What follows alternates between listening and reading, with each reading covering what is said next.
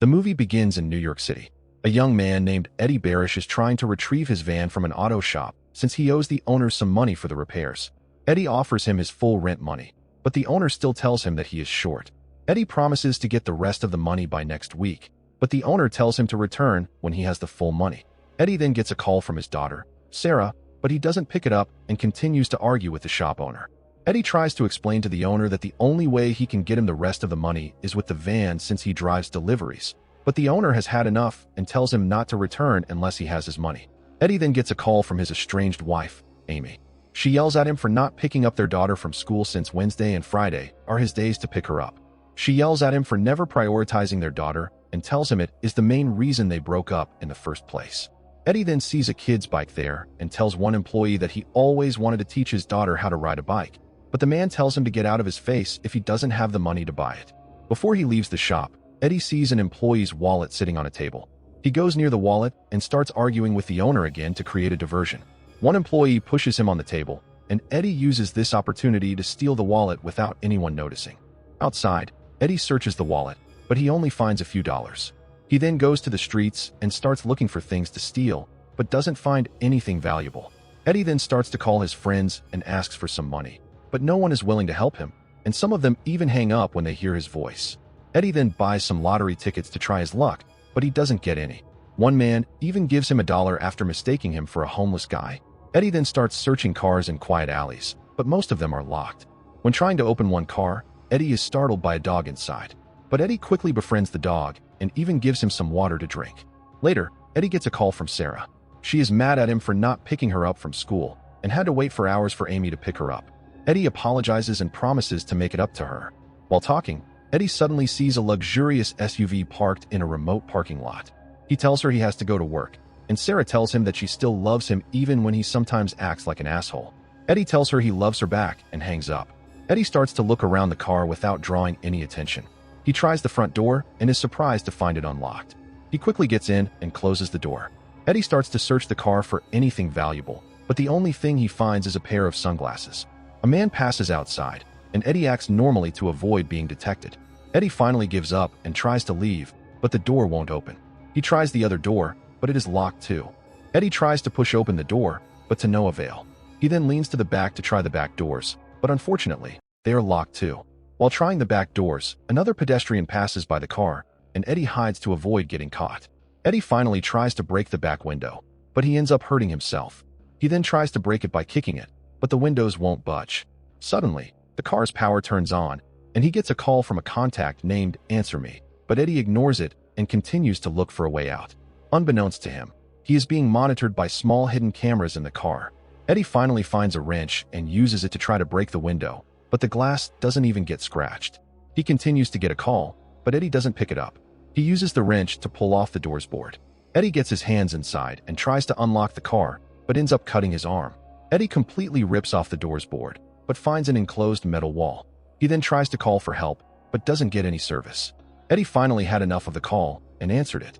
A man starts to talk to him and introduces himself as William, and says that he is the owner of the car, but Eddie tells him to go fuck himself. William then electrocutes him with the chair. Eddie demands that he let him out, but William tells him that he needs to explain a few things first. He explains that his car has been broken into 6 times without a single arrest. Eddie finally had enough and grabs a handgun from his bag. He points it at the window and shoots, but the bullet ends up bouncing back and hits him in the leg. Eddie starts to bleed profusely, and William accidentally shocks him again. Fortunately, Eddie sees a woman outside passing by and screams for help. The woman stops and goes to the car. Eddie screams and pounds on the window, but no sound comes out of the car and nothing is seen through the window. The woman ends up adjusting her makeup and leaves. Eddie tells William to call 911, but he tells him that the police are too busy. William tells him that he is a doctor himself and asks him how bad it is. Eddie tells him he feels he is going to die, but William says he would already be unconscious if he had hit an artery, and continues to explain about the car. He tells him that the interior is soundproof and that he has also jammed the cellular, Bluetooth, and Wi-Fi. Eddie cusses him, and William teases him in return. Eddie asks him what he wants, and William tells him that he wants him to truly apologize. Eddie apologizes for breaking into his car, and William accepts his apology. Eddie tries to drink some water, but the bottle is empty. William then starts to tell him about his background and how he was raised. But Eddie slowly starts to lose consciousness as he loses a lot of blood. Soon, night comes, and it starts to rain. Eddie wakes up in the car and finds both his arm and leg treated and wrapped in a bandage. He drinks whatever droplets he can get from the bottle before he gets a snack from his bag, but it's empty too. The next day, Eddie is sitting and smoking a vape when William calls him again. The phone picks up by itself, and William tells him that he doesn't need him to accept for him to talk to him. Eddie cusses and demands some food and water. William warns him to watch his language, as he hates vulgarity. William says that it is important that they understand each other, and Eddie tells him he will listen to him after he gets food and water. William begins to tell him about his daughter, Emma. He says that he bought her a condominium just a few blocks from where they are, which is perfect to start a family. 2 years ago, William took her for lunch, and when he dropped her off at the condominium, 2 men approached them. Eddie interrupts him and demands that he give him something to eat and cusses him. William electrocutes him multiple times before turning the car AC down. He then blasts a song through the speaker. Eddie says that the song is not bad at first, but as hours start to pass, it drives him insane. He apologizes to William, but to no avail. At night, Eddie starts to get very cold and uses the seat cover as a blanket to keep himself warm. Suddenly, the song stops, and William calls again. Eddie picks it up and apologizes for cursing and promises never to do it again. William turns off the AC without saying a word and hangs up. The next day, Eddie wakes up from sleep and uses the water bottle to piss. He spends hours trying to break the car for a way out, but is unsuccessful. William calls again and starts to mock him. Eddie then sees a man staring at the car from one of the buildings nearby. Eddie asks what he is going to do if he dies, and tells him he won't get away with it. He asks him if he has read Crime and Punishment by Dostoevsky, and William says he has. William asks him if he has gone to college, and Eddie tells him that he is self-taught and says that street smarts are as important as college. He tries to cover one of the cameras, and William electrocutes him and warns him not to touch the cameras. Eddie tells him that he has read in the Crime and Punishment book that killing someone will mess him up. He tells him that he has done a lot of stuff, but he has never killed anyone, and the gun is for self-protection. Eddie asks him to help him and says he is dying. William mocks him and tells him that he is dying too, since he has prostate cancer and that he has 4 months to live. And this is why he wants to make a difference, as he wants justice. Eddie tells him to call the cops if justice is what he wants and promises to even confess. But William refuses and says that the whole judicial system no longer has power because it is castrated by sheep. He blames the governors of the country for not caring about the hardworking people of the country, but instead choose to give criminals like Eddie help and not punish them enough for their crimes. Eddie disagrees and says what he is doing to him is not just. William tells him that if he gets caught stealing in some countries, they would cut his hands off, but Eddie says that it is not true and tells him that for most offenses, they would send them to jail. And William asks him about the punishment of serious and repeat offenders, and Eddie says they would cut off 4 fingers. William agrees and asks for his social security number to check if this was his first offense or not. If it is his first, he will let him go, but if it is not, he will cut off 4 of his fingers, but Eddie refuses to accept the deal. He tells him that it is not justice while the system is rigged.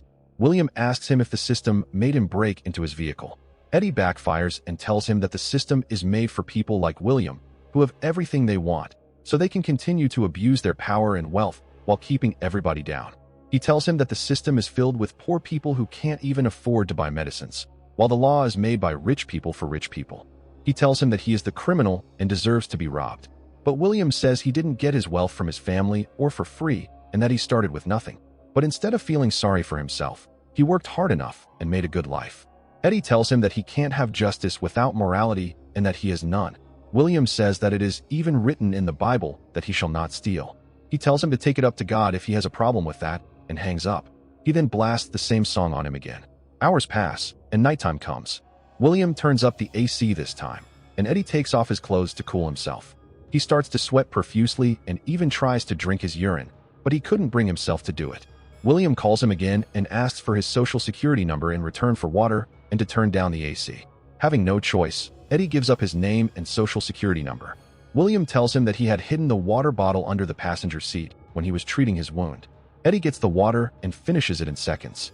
That night, while trying to sleep, Eddie finds an unscratched lottery ticket in his pocket.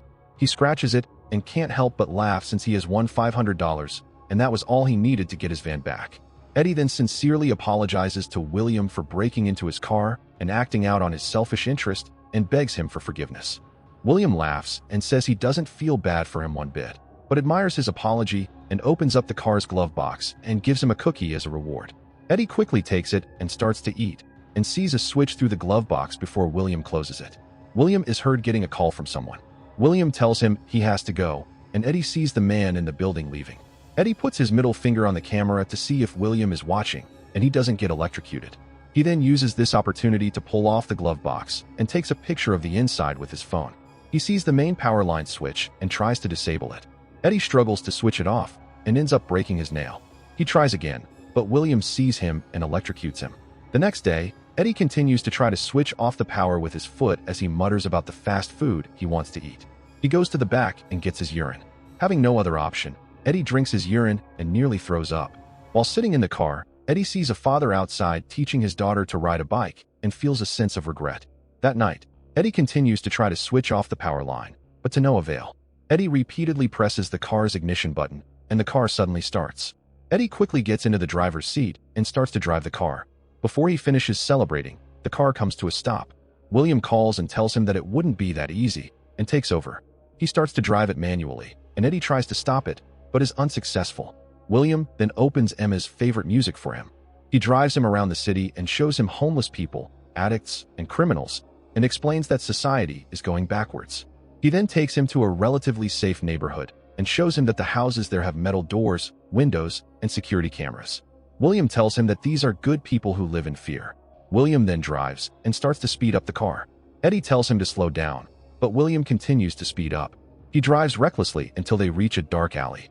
They see two criminals beating up a man, and William explains that they have no shame or repercussions.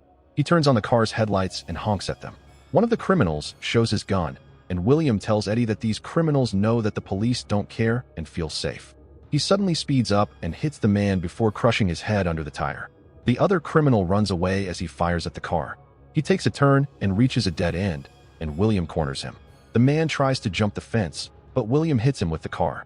The man tries to get up, but William pushes him against the fence. Eddie tells him to stop, but William says that the man is a gangster and a criminal, and if he broke the social rule, why should he be the only one to abide by the rule, and continues to push the man against the fence as he breaks the man's bones. Eddie says that he gets it now why William does this, and William backs up the car. The criminal falls on the ground, spitting blood. William then makes a deal with Eddie that if the man stands all the way up, he will let him go, but if he doesn't, he will stay in the car. The man slowly starts to get back up, but before he stands up, William hits him hard and crushes his head. Eddie freaks out as William has fun. He backs up and continues to drive him around. He then takes him to a parking building and takes him to the upper floor. William drives recklessly as Eddie bounces around the car. William then starts to speed toward the edge as Eddie screams in terror. He slams on the brakes at the final second, and Eddie hits his head in the process and gets knocked out. The next day, William wakes him up and tells him he has visited Amy and Sarah. Eddie doesn't believe him, but William tells him Amy let him into their house after he told her that he works for a non-profit organization designed to help single mothers collect money from deadbeat fathers. Eddie is furious and tells him not to get them involved in this. William then reveals that he knows that Eddie owes 2 years of child and spousal support, but Eddie says he has been trying hard since then to pay up. William also adds that he knows the court found him unfit to be a father, and Amy lets him see their daughter out of kindness. William then drives up to Sarah's school. Eddie asks what they are doing there, and William wonders if she, too, got the street smarts like him. He sees Sarah coming out of school. She starts to ride her scooter home, and William says that the neighborhood is dangerous and wonders if she will be safe by herself. He starts to slowly approach her as Eddie tells him to drive somewhere else. When Sarah crosses the road, William speeds up and nearly misses her. He then turns the car around as Sarah notices it. She starts to ride up her scooter fast as William chases her. Eddie begs him to stop as he cries. William then seemingly drives away. He tells Eddie that sorry is a well of pain that goes deep down, and he is still far from the bottom. He starts to drive up to Sarah again and begins to speed up. Sarah tries to escape, but falls. Eddie then grabs his gun and threatens to kill himself if he doesn't let her go.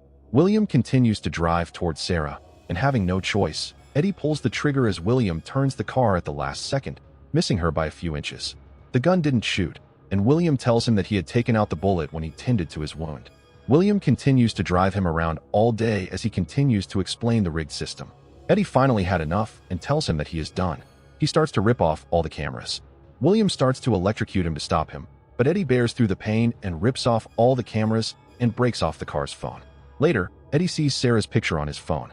He records a message apologizing to her for not being a good father to her and not being there for her when she needed him.